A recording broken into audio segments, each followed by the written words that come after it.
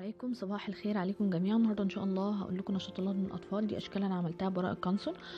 دي ورقه بيضاء مربعه، هبدا اقسمها مثلث وبعدين اعملها كمان مثلث اخير بالشكل ده. امسكها من الناحيه لتحت وبعدين اقصها من فوق كده زي الورده عشان تديني شكل الورده. ممكن نرسمها طبعا بقلم رصاص وما نفتحها هتديني شكل الورده. انا نفذتها نفس الطريقه بس على ورقه القنصل. هلزقها بالجلو على قطعة كرتون. بعد كده دي ورق شجر برضو انا رسمته سهل، ممكن ترسموه تقصوه عادي جدا.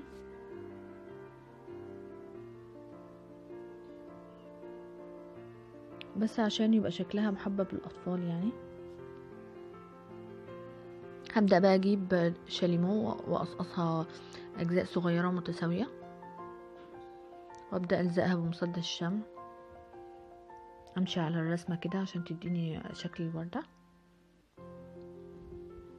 طبعا اسيب مسافات.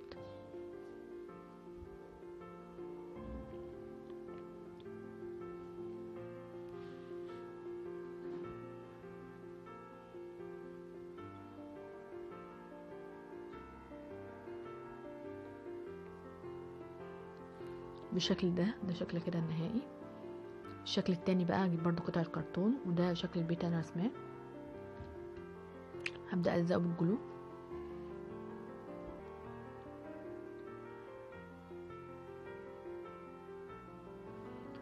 القطعة الخضراء ديت انا عملتها على شكل باب.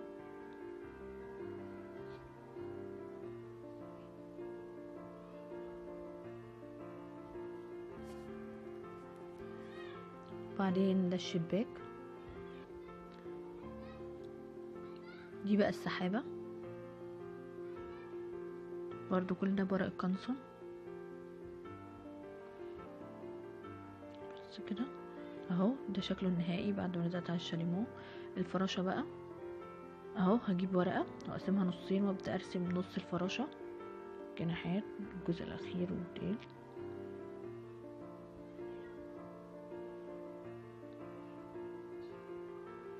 وهبدأ اقصها وهي نصين هتديني الشكل ده. بعد ما افردها هبدأ اقصها جلو.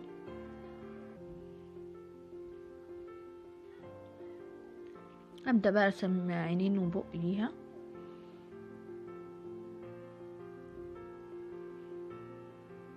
ده شكل اهو. هحاول الفها كده جزء كده كبير يديني شكل الابرة. هبدأ بقى اخرم قطعة الكرتون بالمقص وبس. ادخل بقى هبدأ ادخل قطعة الصوف بقى جوه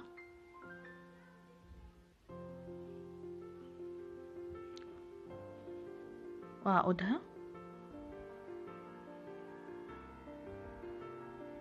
هعقدها بالشكل ده وابدأ تبدأ عملية اللضم.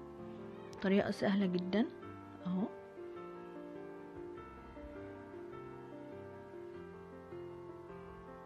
سهلة جدا وامنة كمان للاطفال. بس يا اصحابي ده كده شكلهم النهائي بعد ما